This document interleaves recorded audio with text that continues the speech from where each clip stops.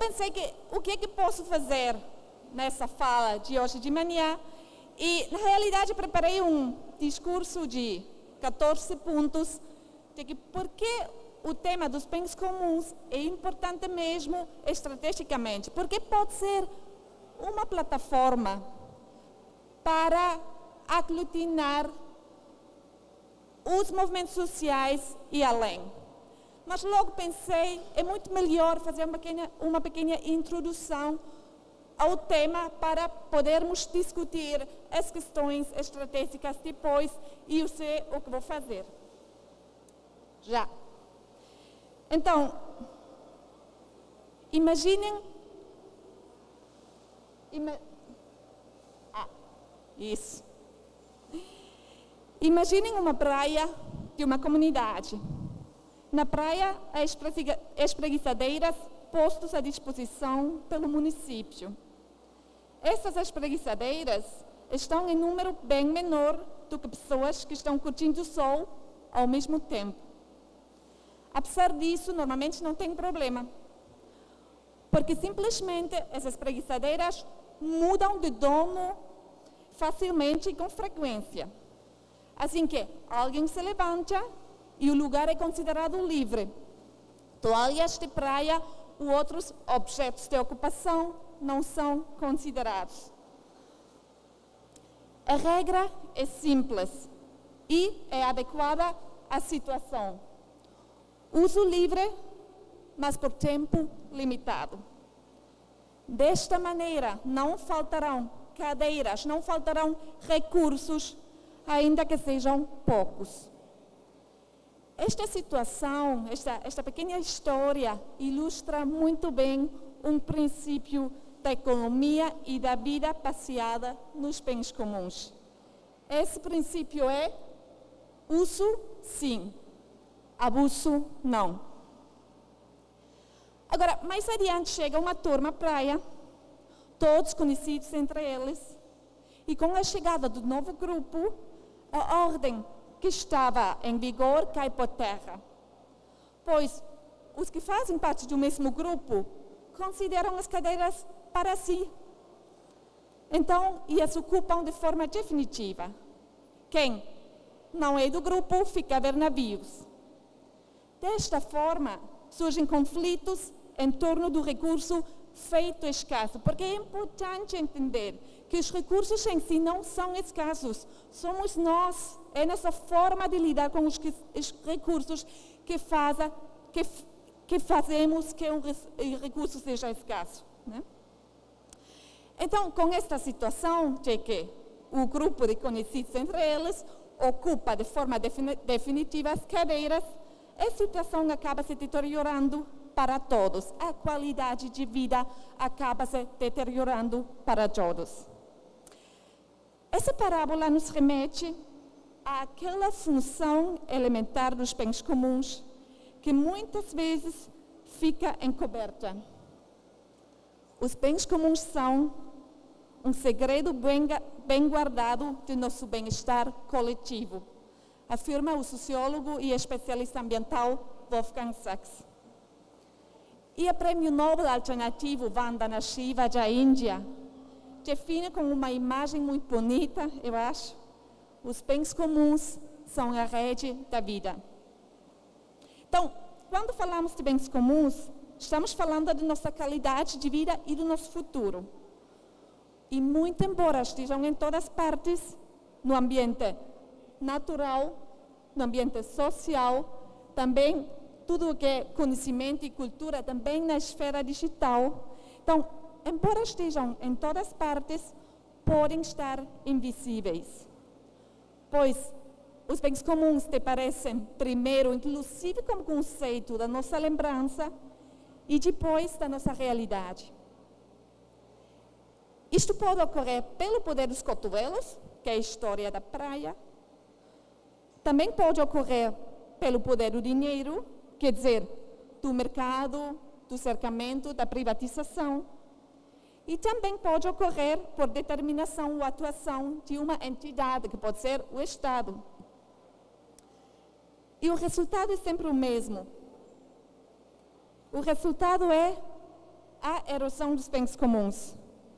Assim sendo, a verdadeira tragédia dos bens comuns, essa ideia da tragédia dos bens comuns, é uma metáfora colocada no debate ao final dos anos 60 pelo biólogo Garrett Hardin, que não posso falar disso agora porque não tem tempo, mas é uma famosa metáfora, é a tragédia dos bens comuns.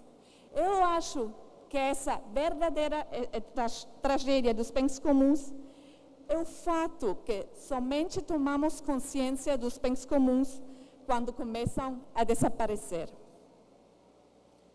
Agora, que estão os bens comuns? Uma definição científica, não vou dar, mas bem explicar o que entendo por elas. É um entendimento que compartilho com muitos colegas no mundo inteiro. Entre os trabalhos teóricos sobre o tema estão os da politóloga Elinor Ostrom, que recebeu o Prêmio Nobel de Economia, sendo politóloga, em outubro de 2009, pelo trabalho que, com toda razão e justiça, pode ser qualificada como a obra da sua vida. Ostrom e colegas enfatizam que não existe um plano mestre para a governança dos bens comuns, nem existe uma definição universal. Pois, como ilustra a história da praia, não se trata dos recursos em si, mas principalmente da forma de se lidar com eles e das relações sociais que de aí decorrem. Na verdade, todo bem comum surge a partir de condições históricas únicas, determinadas pela cultura local, por fatos econômicos, sociais e ecológicos num determinado lugar. Mas mesmo sem uma definição universal, podemos nos perguntar sobre o que todos os bens comuns têm em comum. A resposta nos revela o que a defesa da diversidade biológica tem em comum com a luta pelo software livre e pelo hardware livre. Mostra que a luta em torno do acesso ao conhecimento e à cultura, na essência, na mera essência, é igual à luta pelo acesso à água e contra as mudanças climáticas. São as mesmas lutas por acesso, direitos de uso e controle do que é de nós. Todas estas lutas redefinem e recolocam a questão da sociedade na qual queremos viver. E todas essas lutas giram ao redor da questão de como nos relacionamos para organizar de forma autodeterminada a reprodução dos bens comuns. Então,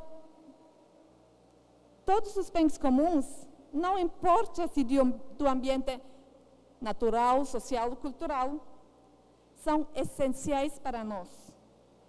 Bens comuns naturais são necessários à nossa sobrevivência. Bens comuns sociais garantem a coesão social.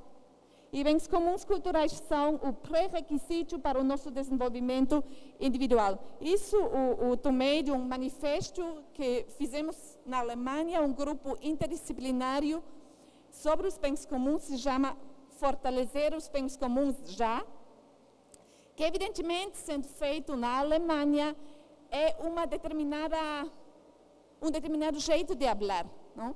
Fazer um manifesto sobre os bens comuns no Brasil vai dar um resultado diferente. Então, ao meu modo de ver, os bens comuns têm uma arquitetura.